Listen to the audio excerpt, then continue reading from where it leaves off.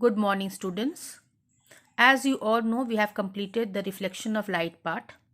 So we will be solving few numericals based on that. Let us solve the first numerical. The question is, an object of 5 centimeter in size is placed at a distance of 20 centimeter from a concave mirror of focal length 15 centimeter. At what distance from the mirror should a screen be placed to get the sharp image?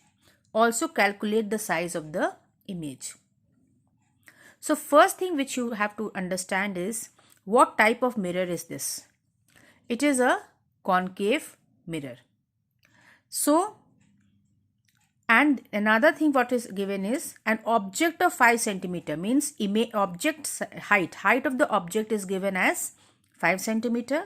Since it is a concave mirror, as I had discussed in the last video, in concave mirror the focal length, the radius of curvature all are negative. So focal length is minus 15 centimeter. And I have told you while teaching the sign convention that object distance is always taken as negative. So u equals to minus 20 centimeter. So first question is, at what distance from the mirror should a screen be placed? Means we have to find out the image distance. For determining the image distance, we will use the mirror formula, which is 1 by v plus 1 by u equals to 1 by f. So 1 by v equals to 1 by f minus 1 by u. Now what is f? Minus 1 by 15. And what is u? It is minus 1 by 20. So minus 1 by 15, this minus becomes plus. Plus 1 by 20. When you take the LCM of 15 and 20, you will get it as 60. So 15 4s are 60 and 23s are 60. So minus 4 plus 3 equals to minus 1 by 60. So what is V? This is equal to 1 by V. So what is V? V equals to minus 60 centimeter. So your answer will be that the screen should be placed at a distance of 60 centimeter from the in front of the concave mirror, because it is coming negative. So it is towards the left of the pole. So we should say that the image will be at 60 centimeter in front of the concave mirror. Now another part of the question is, we have to determine the size of the image and its nature. To find the size of the image, we will use the formula, magnification formula, that is h dash by h equals to minus v by u. We know what is v. We have just found out that is minus 60. U is minus 20, which is given in the question. H is given 5 centimeter. So can we find out h dash now? So h dash will be equal to minus v by u into h. That is equal to minus v is minus 60 into 5 divided by minus 20. So we will get it as minus 15 centimeter.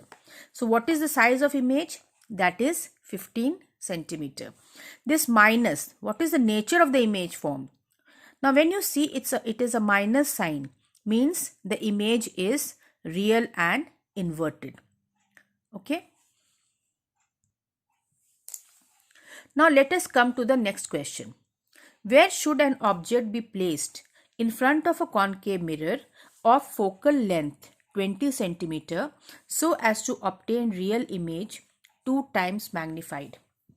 Now again it is a concave mirror.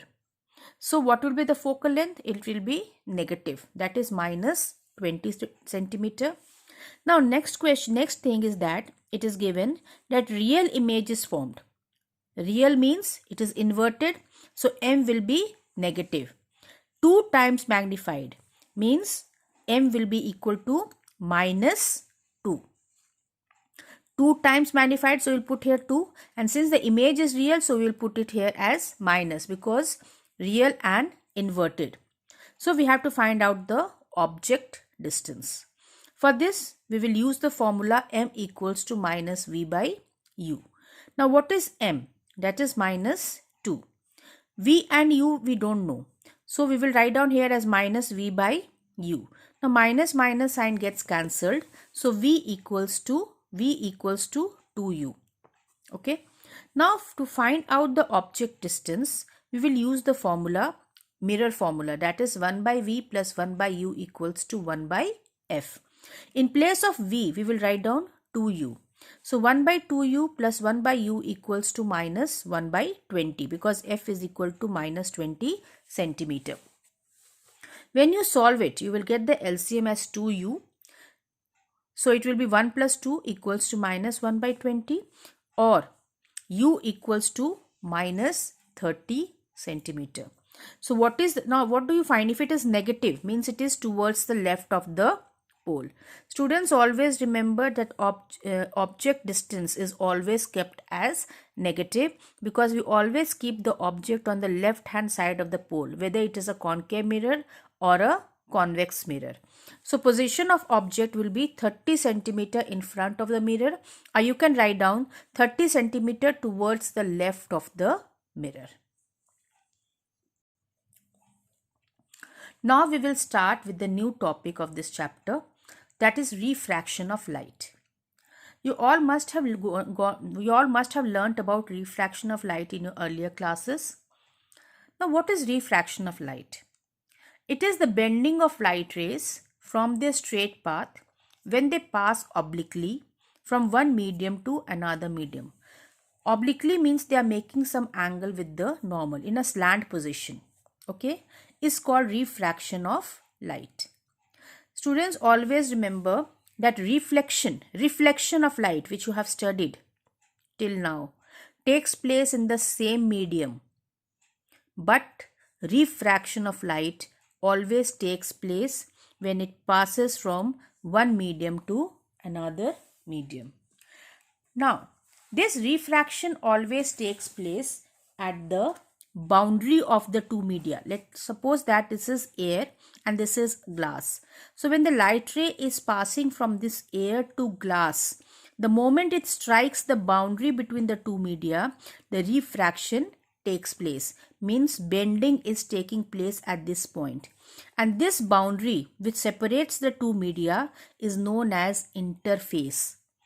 Okay, so the refraction of light always takes place at the interface of the two media.